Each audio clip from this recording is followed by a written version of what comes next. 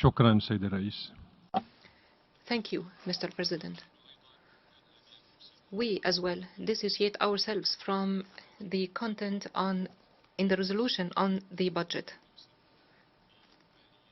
in relation to the so-called IIIM.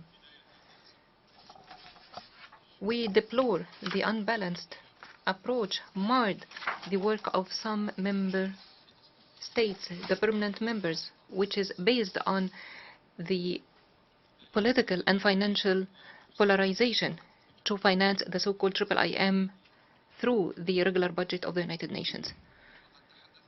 The representative of Finland talked today and even shortly on behalf of the European Union, and he claimed that this is not politicized and it is purely technical. He stated that it is purely related to the role of the Fifth Committee in adopting the program budget in the United Nations every year. I would like to ask him, in front of all of you, when would you intend in the European Union to recall your angels, the foreign terrorist fighters, the European foreign terrorist fighters who wreak havoc and destruction in Syria and Iraq, in Daesh? Or do you see in the European Union that recalling your savvy, semi-human waste is purely technical? That has nothing to do with legal accountability? I tell my colleague from Finland that today we are no longer living in this utopia, in this ideal world that you are trying to convince us that we are living in. I would like to tell him that you have to remember very well, that those who have stood behind the establishment of the so-called IIIM are governments of member states that have supported and financed terrorist organizations designated by the Security Council in Syria. And I refer mainly to pronouncements of the former Prime Minister of Qatar, Hamad bin Jassim, in an interview in the state TV in Qatar, where he stated explicitly that his country does not recognize the designation by the United Nations of Jabhat al-Nusra as a terrorist entity. He also stated that Qatar, alongside other governments like Saudi Arabia and Turkey and other Gulf countries, they all spent more than $137 billion, $137 billion, with instructions from the United States to topple the legitimate government in Syria. These are not my words, these are words of the former Prime Minister of Qatar. For your information, until today, Qatar and Turkey are the main financiers and supporters of Jabhat al-Nusra in Syria. I would like to remind you, my colleagues, that the representative of the United States has revealed a while ago during the meetings of the Fifth Committee the true intentions of her country and those standing with her country against this, behind this mechanism. She said, and I quote, "Financing the IIIM from the regular budget would ensure holding officials of the Syrian regime accountable." End of quote. This is a double-sided U.S. confession. On the one side, they admit that they have established the mechanism to exercise political pressure and illegal extortion against the Syrian government, which they call the regime. You all know that. On the other side, they reiterate that they support terrorism, they endorse terrorism, and they will do all what they can to cover up the crimes of the armed terrorist groups in Syria.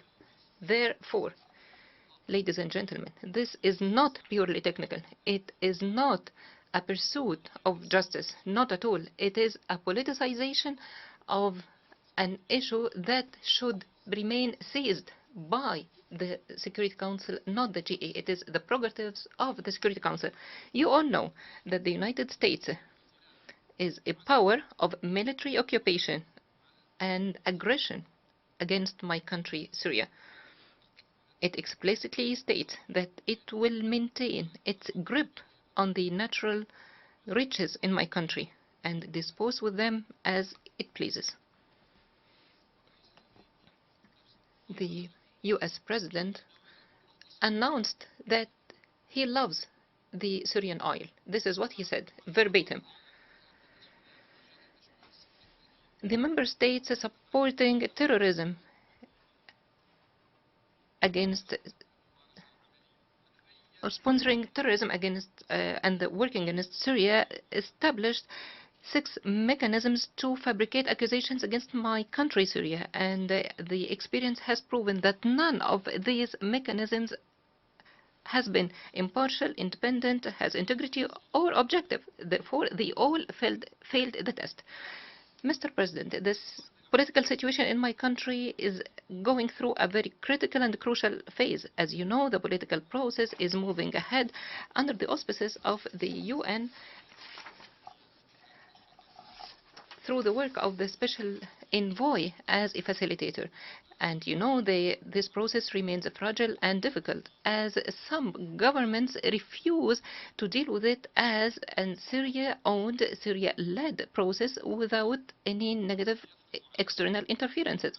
This makes it this represents challenges on the UN and the Secretary General himself challenge to maintain the impartiality and the credibility in this process and to keep the Secretariat away from such political pressures and financial pressures as well as polarization practices adopted by some governments of member states in promoting the so-called IIIM under the pretext of promoting the so-called transitional justice in Syria. My government, notwithstanding the terrorist war against us, takes pride that we have the national judicial legal organs and institutions which are very strong and well established. We have the ability and willingness to achieve justice, accountability, reparation and reconciliation, and not through an irregular entity that is based in Geneva and called the so-called evidence without any respect for any legal criteria or procedural criteria adopted by the United Nations. Ladies and gentlemen, the United Nations, represented by all its entities and main committees, has faced many tests related to the credibility and integrity. Unfortunately, it failed in all these tests, including today's one, as a result of the political and financial polarization practices adopted by the key funders of the organization, of governments that create conflicts and wars all over the world and come to the UN to impose modes of work that instead of resolving conflicts, they protract them. And those countries get extra tools to interfere in the affairs of countries and impose their agendas on them. So don't tell us anymore after today.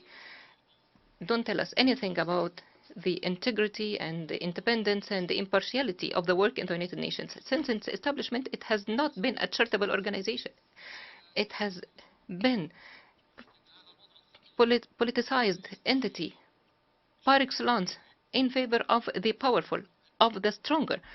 But this has been flagrant today in a manner that undermines its status, its place, and undermines international peace and security. Unfortunately, it would give the indication that the UN will be doomed like the League of Nations. Thank you, Mr. President.